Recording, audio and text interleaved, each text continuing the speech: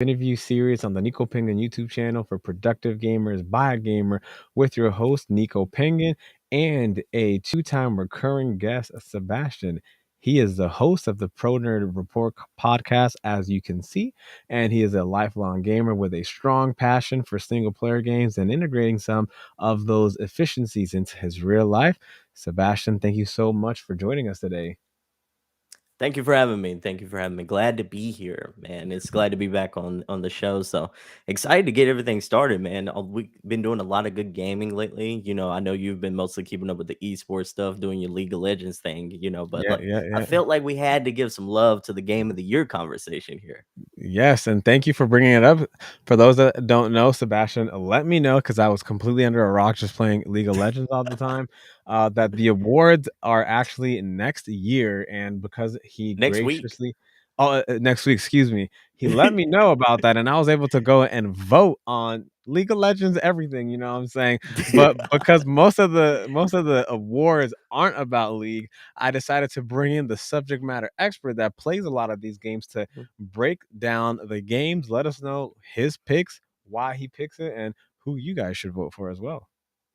Well, man, thank you for having me on the show. I think like there's so many categories this year in the Game Awards, the official Game Awards, and it is next week. I do believe it's like on the 8th, December Yes, the on 8th. the 8th. But Mhm. yeah, so like the big news that just dropped recently is that like for every minute that the Game Awards will be on, that they're giving away a Steam Deck. So I'm like, as long as you're watching and as long as you're Ooh. participating, as long as you had like a purchase within the last calendar year, you are eligible to win a Steam Deck. Like, and it's not just the 64 gig. This is the big mamma jamma. This is the 520 gig model every Oh, minute. dang. Yeah, so Dang. I thought I'd let the audience know because, like, that's pretty huge. There's gonna be a lot of lucky winners, and low key, this is the one time in an award show that I just want everyone that goes on stage to give all their flowers to whoever they got to give it to. Thank Right. thank the Lord Almighty, thank their mama, their baby mama's mama. Everybody they need to thank Right, right. because we need as many minutes possible. Oh, no, that's actually pretty cool. I did not know that. Did they just do that, like, last minute? Yeah, yeah, it was one of the announcements they announced. I think it was yesterday as of the recording of this episode. So, yeah, it's really interesting to see and like shout out to Valve for doing all that, basically donating and giving away all those Steam Decks. So, that's going to be really interesting to see and I hope a lot of people get to win those. So, like that's always a positive thing. Oh, that's actually pretty cool. I just looked up asterisks on those that are only in the US, Canada, UK, or the EU. So Mhm. unfortunately, it is a location based, but still, nonetheless, that's actually pretty cool that they're willing to give away one per each minute of the award. So definitely tune in to watch it live. And we got to go to the juggernaut because the awards, it's pretty much being headlined by a few games, and I know you definitely have your eye on a few of them. And I want you to run us down on the ones that are up for grabs to win the awards, as well as your personal pocket pick that you would like to win. All right, all right. So let's start with the best indie category because I think the best indie category is one of the most stacked categories this year in the award show. We have Neon White, which was, like it's an Annapurna interactive game. We have Narco, we have Stray, we have Tunic, and Vampire Survivors. It's a stacked list. Like this was a really good year for indies. There were a lot of good games. Like a lot of people kind of feel like a couple of games got snubbed, but Mhm. this is a really good top five list. This year was such a banger year for indie titles, and I would make the argument that outside of like the big AAA releases that happened, earlier this year with Mhm. God of War, with Horizon Forbidden West, with like Kirby, and then dropping off towards the end of the year with God of War, we kind of had a lull in the middle portion that indies kind of carried us through. Like if you were a guy who was playing like Game Pass, you got a lot of indies that came on Game Pass. If you were a person who plays on Switch or on Steam, you had a lot of indies to kind of carry you through until that next big release. So Mhm. shout out to the indies out there. You're absolutely killing it. Shout out to the indie developers. You did a damn good job in 2022 helping us, like get our game on. So talking about the category itself, like I think Stray, Tunic, Vampire Survivors, all fine games. Like all fine games. And I'm talking about best debut indie, and then you have best indie up there. So Best yeah, debut. Okay, best pulling that up debut just indie. I so might have everybody can misspoken. see. Yeah, I might have misspoken, but like best debut indie, I think is the category I was referring to earlier though. But like I would probably lean towards Vampire Survivors, but that might be a little bit recency bias because Vampire Survivors might be one of the most addicting game I've played in a very long time. Like easily one of the most addicting games I've played in a very long time. The premise is very simple. It's very pick up and play friendly. Everyone can like pick up and play this game and have a great time with it. Vampire Survivors is a gem, and low key, it's probably like an 8 or a 10 out of 10 kind of game for a lot of people. It's right now you can play it on like Game Pass, both on Game Mhm. Pass PC and Game Pass on your Xbox, and it's cloud gaming. So I'm like, you can play it in so many different fashions.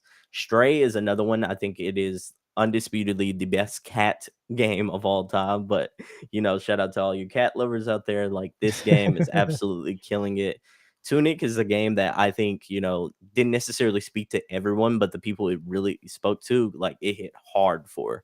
Mm, Norco is a game that I think had a really cool art style, a really cool aesthetic, but like I feel like so many gamers didn't actually get to play that game, didn't really give mhm, it a chance. And Neon mhm. White, shout out to Neon White. It is a very cool art style in its own right, and it's kind of anime based. If you kind of like that anime kind of flavor, that's a good game for you as well. So I think this is a strong category. I would probably lean towards Vampire Survivors winning this category or Stray because we got a lot of cat lovers out there.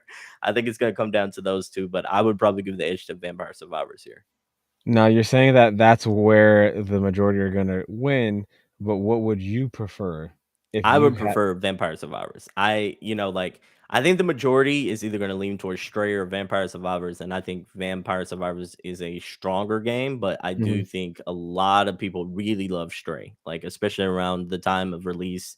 It was viral about a lot of people's cats. Like watching them play the game. Actually, like the cats in the room would look up at the TV and like actually acknowledge that there was a cat right there. So I I don't know. It has like a viral trend for Stray, but I feel like a lot of people are really vibing with Vampire Survivors lately. alright, that's actually pretty solid. Imma have to put my vote down. You got me convinced.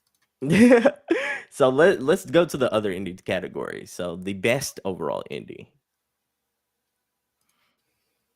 Okay, so here on the best overall indie category, we have Cult of the Lamb, Neon White again. Shout out to Neon White, absolutely killing it with the nominations. You got Sifu, Stray, and Tunic. Tunic again, Tunic and Stray both making that list.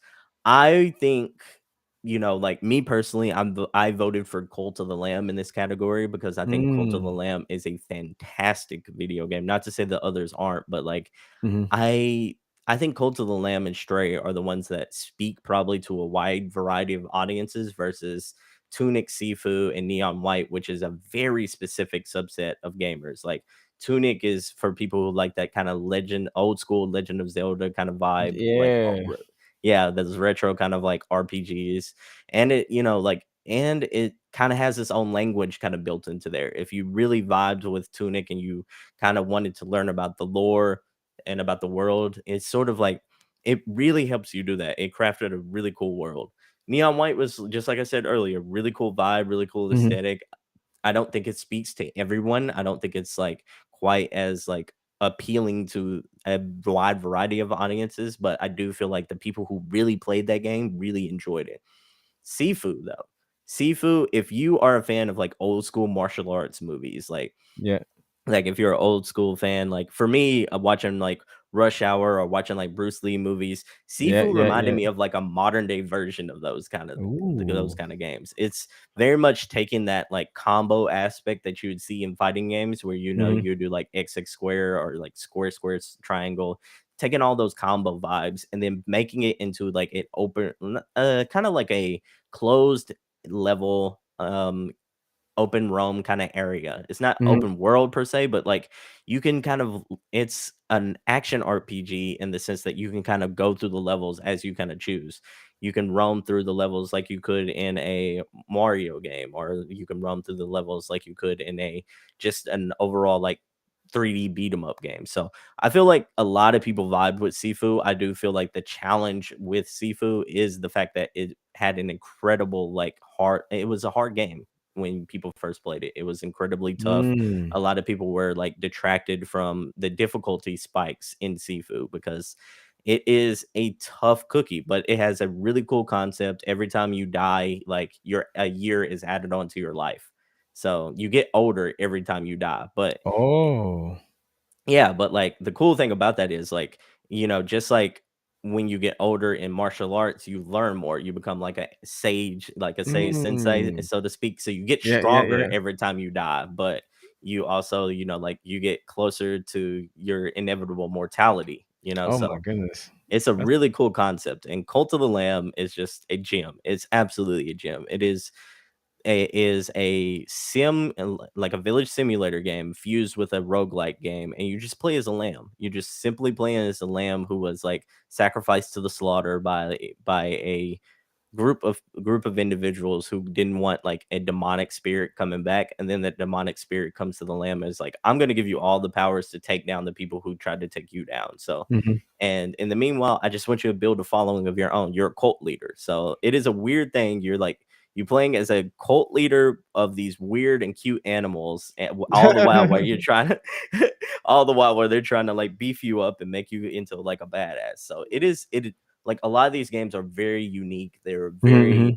very I just described all of those, and like all of those feel like games I've never played before in one way or another. But so a shout out to the indies. I think Yeah. if I'm gonna be real with you, though, I'm probably going to lean towards Stray taking this because of the popularity of all the cat fans out here. I think people are going to vote for Stray pretty hard. But if my vote went towards Cult of the Lamb, though.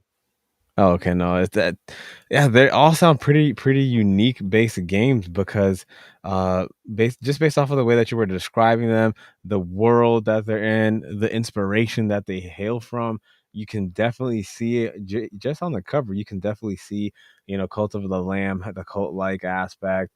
You can see the Bruce Lee, Jackie Chan, fighting aspect in Sifu. Definitely, I could definitely see it miles away. Tunic is definitely Legend of Zelda. I loved playing Legend of Mhm. Zelda so much. So that is actually pretty interesting. I definitely know what I'm voting for there. What other categories are you breaking down for us today? I want to break down, I want to break down some of the unknown heroes there. I think best action game category is one we probably need to look at next. Okay, best action. So while you're pulling that up, though, I'll read out the categories. We have Bayonetta 3, Call of Duty Modern Warfare 2, Neon White again. Shout out to Neon White, absolutely killing it with all the nominations, and Sifu again, and then Teenage Mutant Ninja Turtles: Shredder's Revenge is also on there. Yeah, when Yeah, I saw that one, I was like, "Yo, this is gonna be an action-packed category for sure." for sure, for sure. And so Bayonetta 3, the latest chapter in the Bayonetta saga, really cool, really stylized game, especially if you like sort of like the kind of anime bombastic vibes. I think a lot of people really vibe with that. I really didn't hear a whole lot of problems about the game itself. I think a lot of the narrative was kind of stolen from it due to like the voice actor dispute and all the voice actors claims that she wasn't like properly paid, and that's the reason why she wasn't in the third game. But all that Mm, aside, the game by itself is a really good game. It's a really good Switch title. Shout out to the mhm. Nintendo Switch games this year. Call of Duty, if you played Modern Warfare 2 before, you kind of played this game before. It has a lot of the modern aspects to it. It did have a lot of the new additions to this game versus the last iteration of Modern Warfare. But I digress. It still feels kind of the same old, just a little bit of a different kind of of coat of paint. But Neon White, I spoke about it before, so it's same as Sifu. But I really want to shout out Teenage Mutant Ninja Turtles: Shredder's Revenge, man. because that is a game that I think didn't get enough love. It's a beat 'em up Mm, game. It's on Game Pass right now, so you have no excuse if if you're an Xbox user. Check this one out. It is so dope, so fun to play. It's kind of like the throwback to that old school like arcade cabinet when you were in the arcade and you put your quarter yeah, in yeah, and you would yeah, just yeah. pick your Ninja Turtle that you want to play out and just start kicking ass. It is a throwback to that style, but with some more modern day kind of like more modern day features that kind of make it feel modern. Mhm, There's no mhm. other way to say it. It makes it feel modern. But I really want to shout out that soundtrack as well because it had a banging soundtrack. Wu Tang Clan got represented. Like I, I loved the soundtrack in this. It was so dope. To see them like the final boss fight features a fight with Shredder where they're actually where Shredder's rap song is actually playing like from the old school games. Oh, It is dang. so dope, so dope. If nothing else, play this game for its soundtrack alone. So, I don't know which category, like who's winning this. I know a lot of people really love Call of Duty, but since a lot of the Call of video, Duty fanboys, come on now. yeah. So I really don't know who's gonna win this. If I put money on it, I'd have to go with Call of Duty just because like of the sheer love Call of Duty seems to get. But since video game journalists are a lot of the people voting for this category, I could also see Bayonetta taking this. So I think it's gonna be one or the other. But shout out to all these games that made it. And everyone go play Teenage Mutant Ninja Turtles, at least for the soundtrack. If nothing else, like go listen to the soundtrack on Spotify or YouTube because it's banging. Yeah, the only thing is that the, Call of Duty fanboys would actually have to go online and vote, so they might be too busy actually playing the game, so I think everybody actually has a fair chance because they might be too busy just, like, playing the game. That's a fair assessment. That's a fair assessment. So, I think the next category that I really want to talk about is the best narrative category. Ooh, I knew you gonna touch base on this I one. love a narrative game. As the man who hosts the Single Player Experience podcast, which is the video game podcast where we talk about the dopest single player experiences and the dopest stories that you can get in video games. This is one that speaks to my heart. Like I love a good story. A good story in video games is like reading a good book. So I Yeah. love that. So I really want to shout out to these games though. A lot of these are big budget games, three of them insanely big budget, and then you have two which are on that smaller scale, but really punched hard Mhm, with their stories. First of all, I want to shout out Immortality, which is a game mm, not enough people played, man. Trust me. Like Immortality is on Game Pass as well. It is a video game where there's a real life actress and they use like real life clips. It's like clips just like you would see in a movie, and right, right.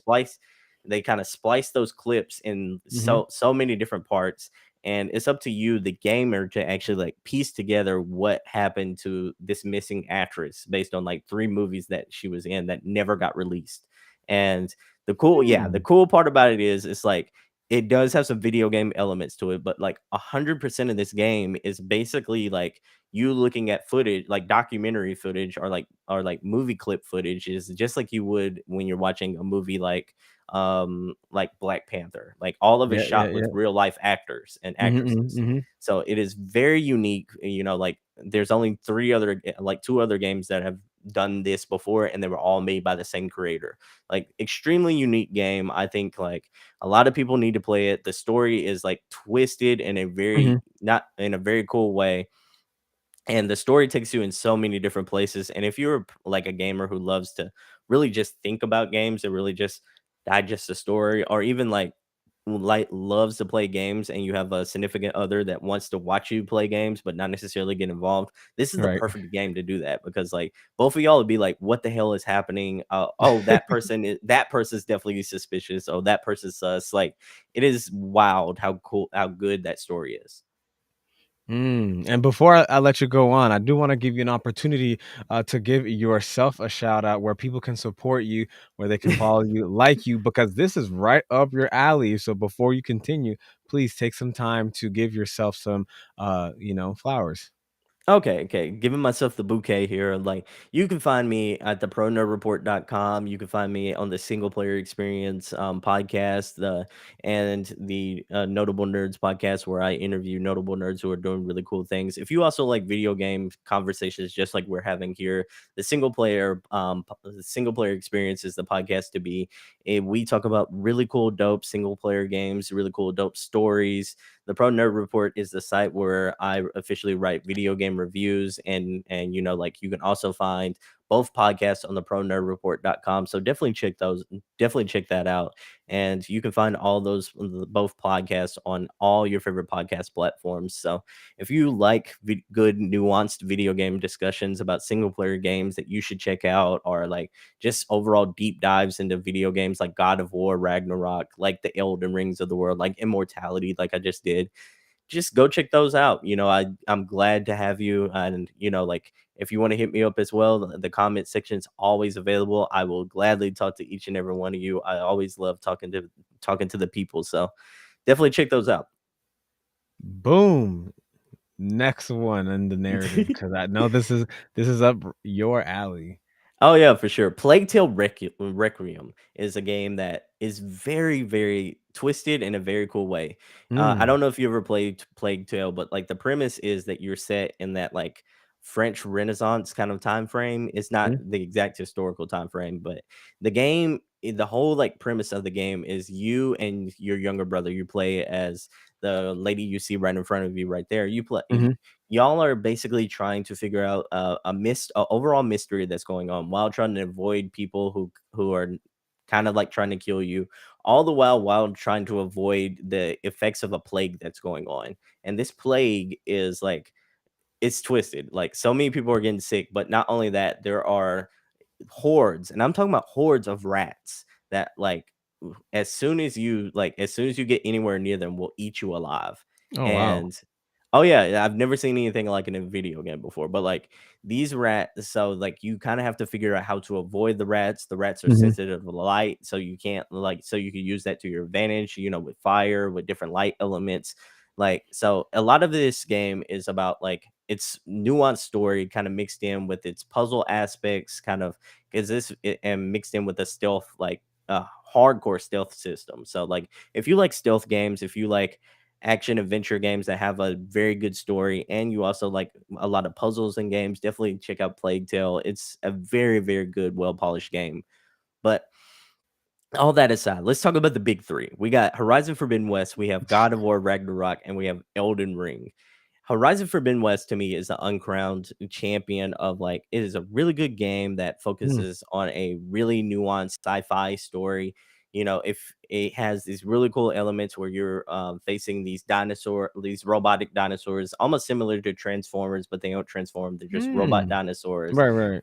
Yeah, and you're in a dystopian future to where, like, all the people in this future have basically just bows, arrows, spears, that sort of thing. But like, the world has gotten so far Interesting. advanced. Yeah, it's like the world has gotten so far advanced that, for some reason, they have like these huge sci-fi animals, and society has fallen, and Ah, and remnants of, like, this is what remains of humans, and they're just trying to live their best life, all the while mhm, avoiding these like dinosaurs, or trying to live around these dinosaurs that are oftentimes trying to kill them. So like, it is about Aloy, and it's about her adventures with these dinosaur creatures. So it is a very good game. The Horizon Forbidden West is a sequel, so I would definitely recommend people go check that one out. Elden Ring, if you played any games from FromSoft, you already know what that is. These games are the Bloodborns of the world, the Dark Souls, the Demon Soul games. Like, these are some booger bears that people love to play. Elden Ring is the first open world game from that company. So I definitely think people should, if you haven't already, if you've been living under a rock, like, check that one out. That one's an absolute gem, especially if you like open world vast games, sort of like a mixture between Zelda and Demon Souls. And and then this we have wait, hold on what's up? on this one, because this one is, written by George R. R. Martin. Yep, he helped write a lot of So the game. so not only the story immaculate, supposedly, It's also like on difficulty 1,000. It is the easiest of the Souls games, but that's not saying much because those games get pretty hard. Um, so yeah, those are really good games. I would definitely say like Elden Ring is one of the games that a lot of people were talking about at the beginning of the year. They see a Mhm, lot of people were in love with it. Like it didn't quite grab me at first, and then I just, I went to play another game, then came back to it, and then it kind of hooked me. But I will say this game, despite it being written by George R. R. Martin, who wrote Game of Thrones, like the story isn't quite in your face. It is a story that mm, you have to kind of discover and you kind of have to piecemeal together through like notes and different elements in the world versus mhm. versus the last game I was going to talk about is God of War Ragnarok. God of Dun, War dun, Ragnarok, dun, the yes, juggernaut. is a The one. monster, and it's a monster, and it's a masterclass in storytelling, especially if you like the traditional way of like them giving you a good story where you are practically looking at, like your characters involved in the action around you and how your characters react to like the events around you. You can see Mhm, the emotional effects that the game has on them and that moments of the game take on them.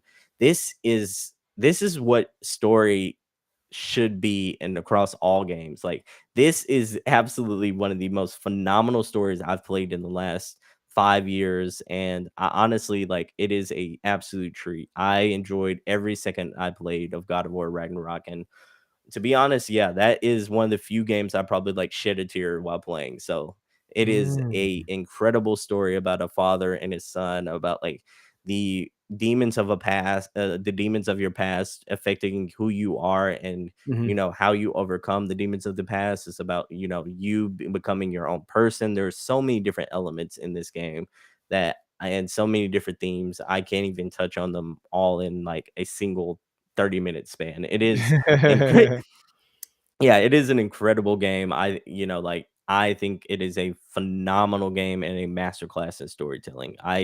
If it's up to me, I think God of War wins this category hands down, no questions asked. But shout out to all the other games. I don't necessarily know where people are gonna go because I do think a lot of these games, like a lot of these games are really good stories, but Right, right. I think a lot of the journalists are probably gonna vote God of War Ragnarok on this category though. Well, Kratos is gonna win this hands down based off of the way that you dissected that, and plus, I've heard so many great things from, God of War Ragnarok as well. So many of my friends, playing it, and, with Elden Ring, the only one that I even remotely thought about, but just the difficult level versus with God of War Ragnarok and having the storyline being based on, and correct me if I'm wrong, it's based off of like the Norse concept of Yeah, it mythology. is. So Mhm. definitely an intriguing way to enhance and foretell the story in a way that I would assume no other game in the most recent amount of games has been able to do. No, it delivers a kind of unique twist on the Norse mythology that you don't necessarily see. Like I think the most recent adaptations of Norse mythology that we saw in media, like in would be probably the show Vikings, that is on Netflix currently, Mhm, mhm. and probably I would probably say Thor from the MCU are like the current. Yeah, Yeah, or what a lot of people associate with Norse mythology, or at least adaptations of Norse mythology right now. But like, I would probably say this is more accurate to like the, like what you see historic adaptations of Norse mythology. Mhm. Oh yeah, and Assassin's Creed. Shout out to Assassin's Creed Oh, Valhalla. Yeah, yeah. they did it recently, but like, I think this is a bit different because like, unlike the MCU's Thor, you actually got to see like what a lot of Norse mythology describes as like how Thor really behaved and how The Odin the really belly behaved. and all that stuff. Yeah, Yeah, yeah, yeah. yeah, exactly, exactly. So I don't, like this isn't like true 1v1 like version of Norse mythology, but I do think this is a good adaptation. Yeah, more accurate depiction, and, I definitely knew that the narrative one was gonna be the main favorite of yours with all the storytelling, and it's actually pretty impressive that you were able to know a bit about each and every single one of those. Because it's just as you mentioned, you love a good story, and this one, I could see a mile away God of War is gonna have the best storyline. Unless they don't win anything else, they should be winning this one hands down, in my Man, opinion. yeah, they're nominated for tons of awards. It seems like because they're also nominated for I think the best music direction award and such like that, and they absolutely killed it with that. Oh, best score in music, yeah. But like it is, and by best art design, if I'm not mistaken. But yeah, it is a really good game, really masterclass game, and I think that kind of segues us into the game of the year conversation for the Game Awards. Mhm. This is the big daddy. Like this is the MVP award. This is, like the Lombardi trophy. This is the creme de la creme, the top shelf, the video games that just rose above. And this is what a lot of the video game journalists in the industry kind of voted on as the top dogs of this year. Mm. And there are some really shocking ones in this list, and not to throw Uh-oh.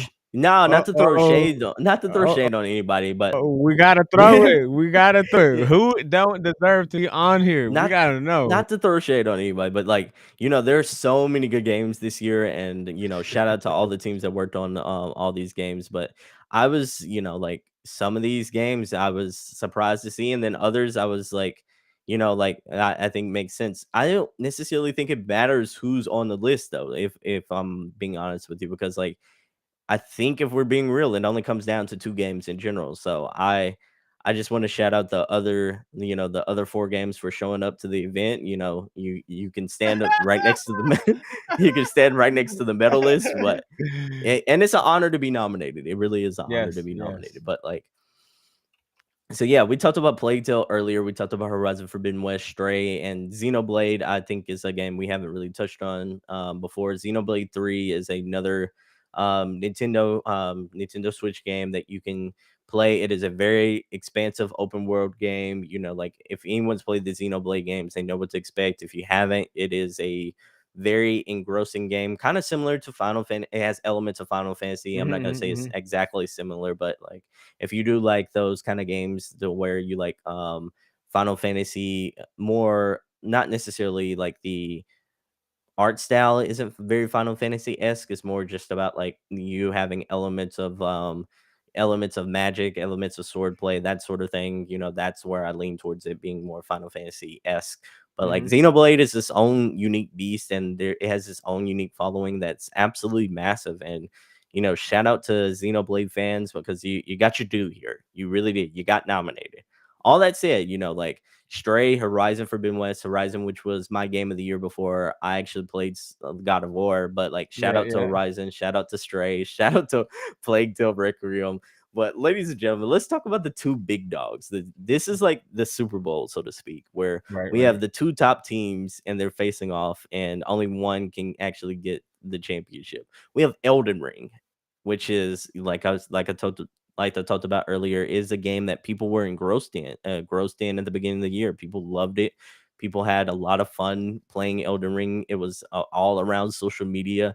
People Mhm. had a joy, and like it was such a joy seeing everyone explore the world. And me myself, I still haven't beaten Elden Ring. It is that expensive. It is that like deep, but I had a lot of fun playing it. It hooked me. This was the first From Software game that I really just connected with, that really just like spoke to me.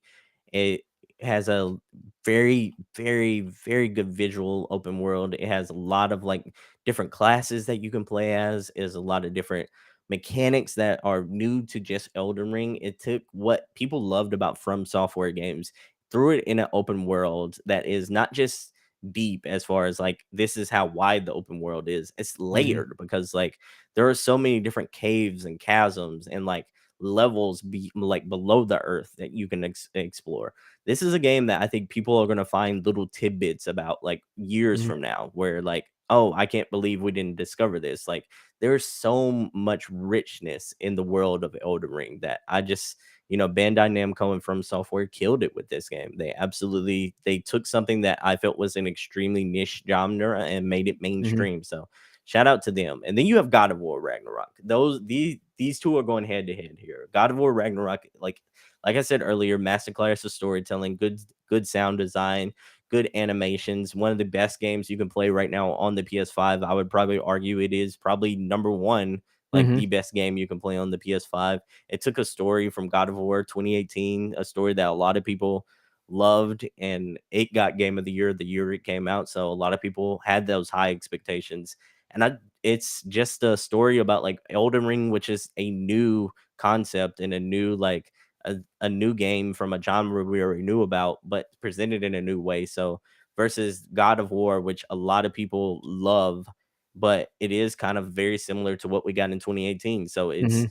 I don't necessarily know where a lot of people are going to go. I know a lot of people are going to show love to Elden Ring because again, the people who fell in love with Elden Ring really fell in love with Elden Ring. And God of War, Mhm.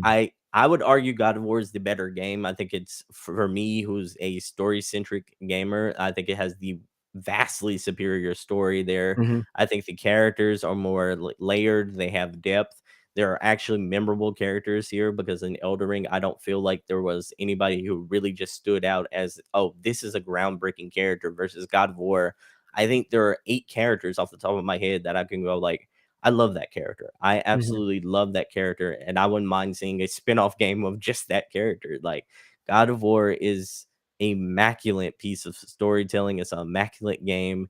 The game, like the game to me is a mixture between a good story-based game and that fun, visceral, like arcade style that you would play in a Mortal Kombat or old school God of War game, like back in the PlayStation early PlayStation 2 era Mhm. games. It is a mixture between all those fun elements just mixed in with a glorious visual feast. And so I think the realist is just down between these two. It just kind of depends on which way the chips fall in. Is it going to be Elden Ring or is it going to be God of War? Because I think that's there's no other realistic answer here. But what about the cat people? The cat people are going to show up and they're going to vote for Stray. But let's be real here. Let's be real here. A lot of those cat people are the same people who played Elden Ring and God of War. So I don't know. Like I would be Mm. not only would I be shocked if Stray won, I think Twitter and like a lot of the video game like social media sites would just go up in flames. I think like every I kid you not, there would be YouTube videos just about like this upset. This would be this would be as big as an upset as I would probably say like the Patriots coming back from that 28-3 loss Dang, against Atlanta. That's how big of an upset this would dang. be. This I because God, like God of War is just that good. Huge, Elden Ring yes, is just it's that huge. good. Mhm. Like if any other game besides those two games won, I would be shocked, utterly shocked. I think a lot of people would just be like silent in the like when they announced the game. I think a lot of people would be like stunned silence. It would almost be yeah, I think you'd hear that gasp over the television set where everybody be like, "Oh shit, this really happened." Or you remember that thing when Steve Harvey read out the wrong like Yeah, yeah, award? yeah. I The feel wo like the that's wrong winner. yeah, I feel like that's what a lot of people would expect to happen in that case scenario where he just like where the announcer just read out the wrong thing and people were expecting them to like go on the stage and be like, no, no, no, like we know better. But yeah, it is crazy. I can't see a world where one of those two games don't win. It's that close of a competition, you think? I think so. I don't know if recency bias is going to lean towards God of War's favor, or if Elden Ring just are the people who really love Elden Ring. The fanatics of the hardest of hardcore Elden Ring fans are just going to stand up and say, "No, this game deserves to win Game of the Year." But I I I can't see a world where one of those games doesn't win. Hmm. Now, I did wanna ask regarding, there are 2 categories that I also wanted to have a take on, and it's Mhm, the audio design as well as the score and music.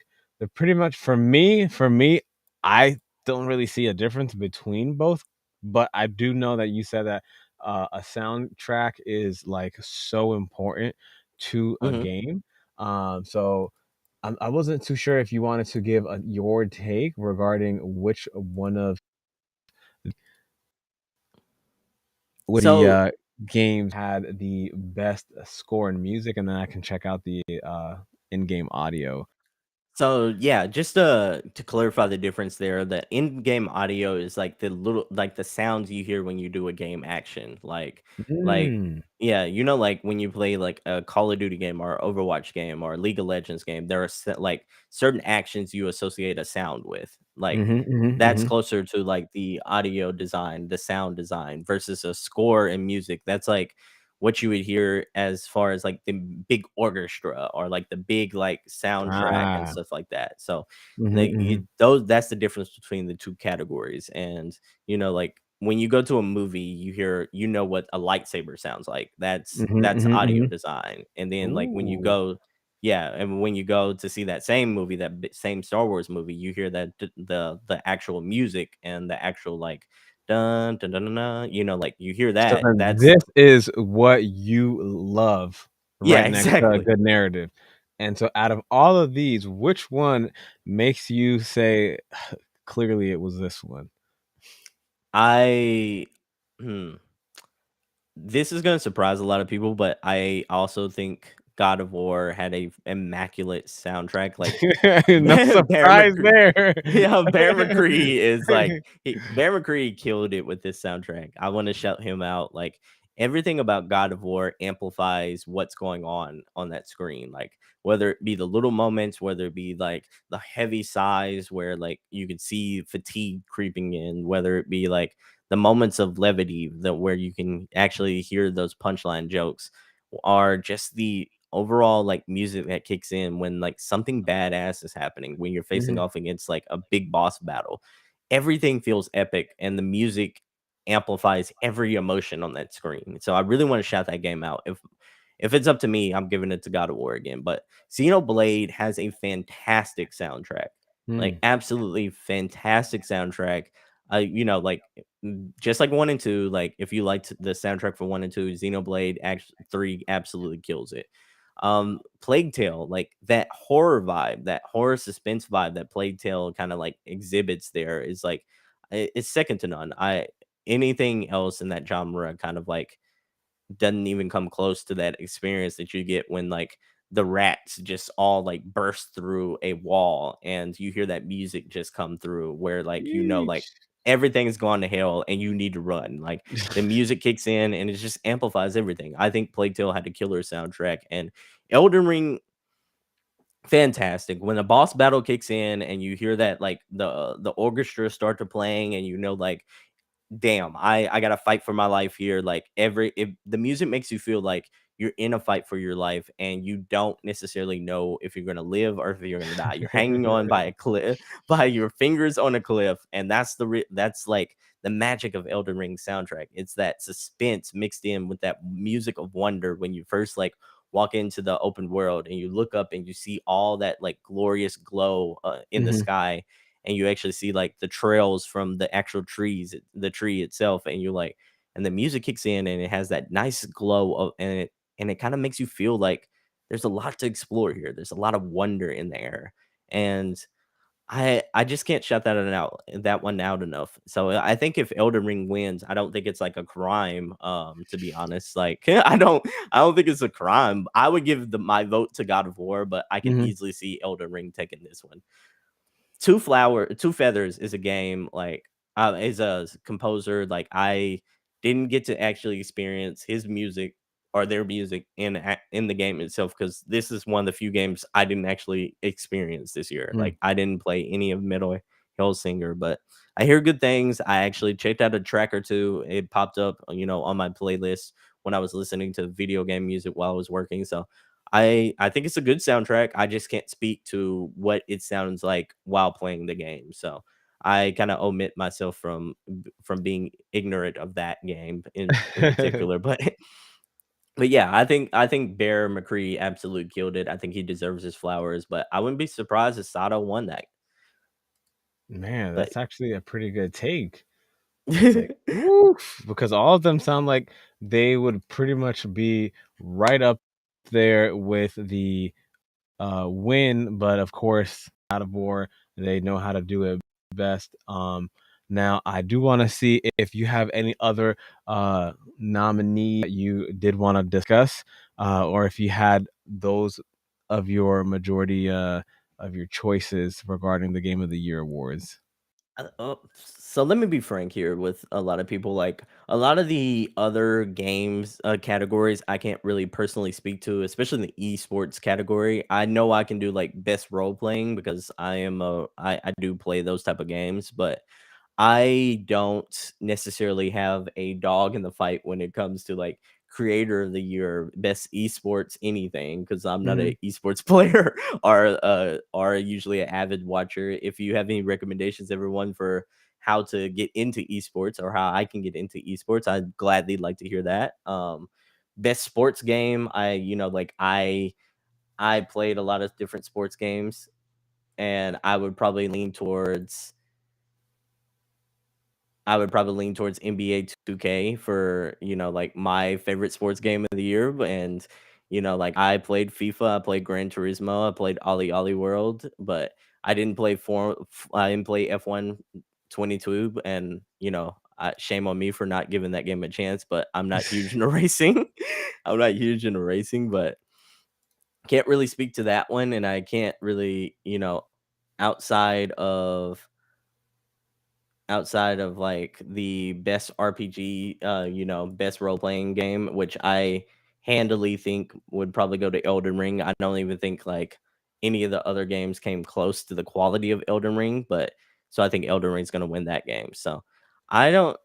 I think that's pretty much what I anticipate happening at the Game Awards and kind of where I fall in it. I think the best, most anticipated game category is going to be interesting because there's a lot of heavy hitters there. There's Final Fantasy Mhm. 16, Hogwarts Legacy, Resident Evil 4, um, Starfield, and The Legend of Zelda: Tears of the Kingdom. I think Zelda is probably easily the most like anticipated game for a lot of people because a lot of people loved Breath of the Wild. So we'll see what happens, but I think my most anticipated game for next year is probably going to be Hogwarts Legacy. I think that studio, Avalanche Studio, has a lot to prove, and I want to see what they could do with one of the IPs that I love, and I absolutely love Harry Potter. So I would really want to see what they can do with that IP. I think they're the biggest underdog of next year, but I look forward to hopefully them like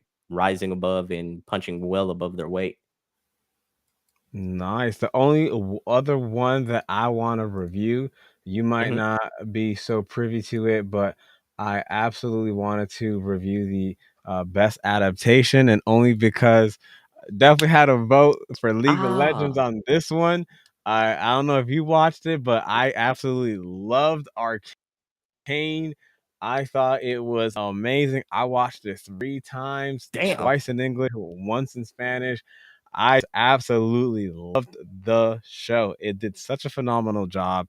I can't believe that Riot Games did such a great job bringing to life characters that I've played so many hours, from Jinx to Echo and all the other characters that played. And a lot of my friends also played a lot of these characters, and we get to actually see them personified, brought to life via voice, brought to life via animation, giving them an actual backstory, plus having like some of the skins of the game being brought to life, because certain characters don't have those backstories. But when you add a skin to a game for the esports, you give them a completely like different background.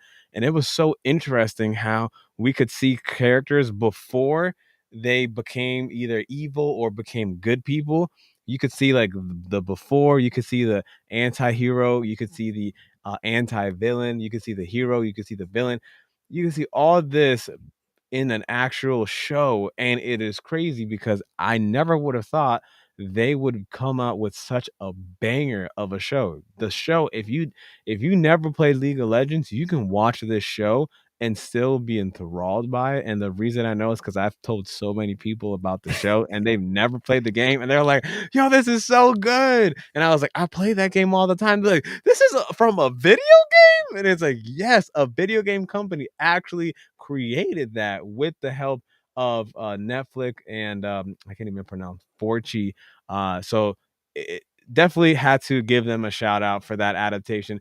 I am not taking away from the other individuals on here because I haven't seen Cyberpunk, Cup What? show, Sonic. Cyberpunk was good. I haven't seen it, and I do have the League of Legends bias, but I just wanted to give that I just wanted to give that a shout out because I watched it so many times, and I also played Uncharted, Mhm. but I still think that Arcane League of Legends is just like blows it out of the water, hands I down. yeah, I haven't, like, watched the Arcane show. I will be real with you. I haven't. It's on my list of things to do. Matter of fact, I'll probably do that tonight. Yeah, you gotta prioritize that ASAP. It's I'll that prioritize good. I'll prioritize it and watch it tonight. I'll start it. I really enjoyed Cyberpunk Edge Runners. Mm, I liked what I saw from the Cuphead show. I haven't like quite finished that yet, but I liked mhm. what I saw. I think it's a really cool adaptation. I liked the Sonic the Hedgehog movies, both 1 and 2, but really enjoyed 2. I thought it was a really good sequel, really fun time. Uncharted, for better or for worse, didn't quite feel like Uncharted the game, but it's a movie adaptation. I do like Tom Holland. Mark Wahlberg kind of felt like just Mark Wahlberg instead of actually being Sully that I know and love. But I digress. I think it's a good fun time, and that movie's better than it had any right to be. But I would probably give it to Cyberpunk Edge Runners, but I will probably go with Arcane. Like I'll watch Arcane And then probably you can make tonight, and yeah, then you can make an unbiased decision because at least I yeah. have the bias in me. You can make the unbiased decision and actually be like, you know what, Arcane is the best, and I'll be like, hey, listen, you you said it, not me. Okay, okay. I will watch Arcane and I will let you know if it stands the test of time. If it You gave it the recommendation. You gave it five like the five finger slap of like you got to watch this. So I'll Oh definitely yeah. check this out. Oh, for sure. But other than that, thank you so much for, giving me the necessity, the requirement to do this because I do love playing video games and I do love hearing about other people playing video games. And for some time, I loved playing all different kind of genres from MMORPGs to RPGs to RTS and a whole bunch of other from FIFA to NBA 2K. I love Need for Speed. I can go down the list. Like I played so many different genres, but the moment I got suckered into League of Legends, I completely just stopped with all the other games. So definitely, I appreciate you for letting me know. Everybody, definitely check out the Pro Nerd Report. I'm going to have all his information in the bio, so check him out. Make sure to like, comment, and subscribe, and definitely vote.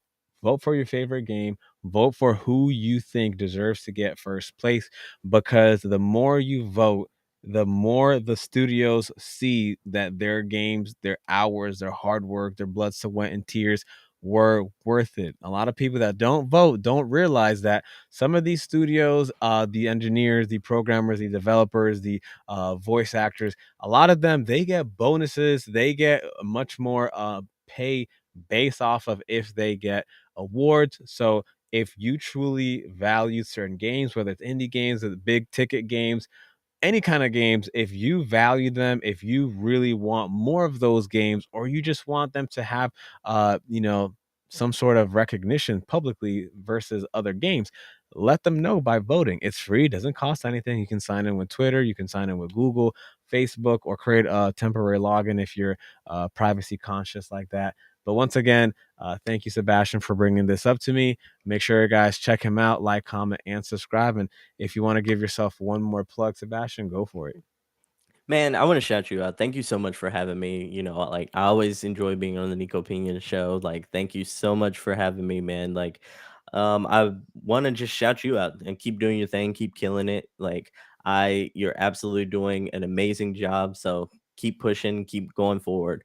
Ladies and gentlemen, check out the Pro Nerd Report for all my best, like all my written reviews, and you can also find my podcast there. But if you really are more prone to like the Spotify's of the world and the Apple Podcasts of the world, wherever you like your podcast platforms, I got you covered because they're all over the place. They're everywhere where you like to listen. So check out the single player experience. We're talking about some dope single player games all the time. We have weekly conversations called the weekly recap, where you can catch up on everything we talked about throughout the week. And then we have smaller bite-sized episodes. So if you're walking your dog for like a short 10-minute walk, those episodes are perfect for you. If you want something on the longer side, we got you on that side of the things too. We're talking to a lot of people. We have a lot of guests on. We're talking game of the year conversations. We're talking about best sports games. We have podcast episodes like for each and everything. I'll probably have Nico on soon so he can tell me about the best things that happened in the esports world, because we want to get into all that too. So definitely stay tuned to the single player experience podcast. And Nico, thank you again for having me. That was so well done. Guys, like, comment, subscribe, check Sebastion ProNerd Report. It's been a wonderful, wonderful episode. And once you finish Arcane, who knows if we'll bring you on just so that you can give us an unbiased review. You know what I'm saying? I'm just Yeah. saying. All right. Other than that, take care and have a great rest of your night.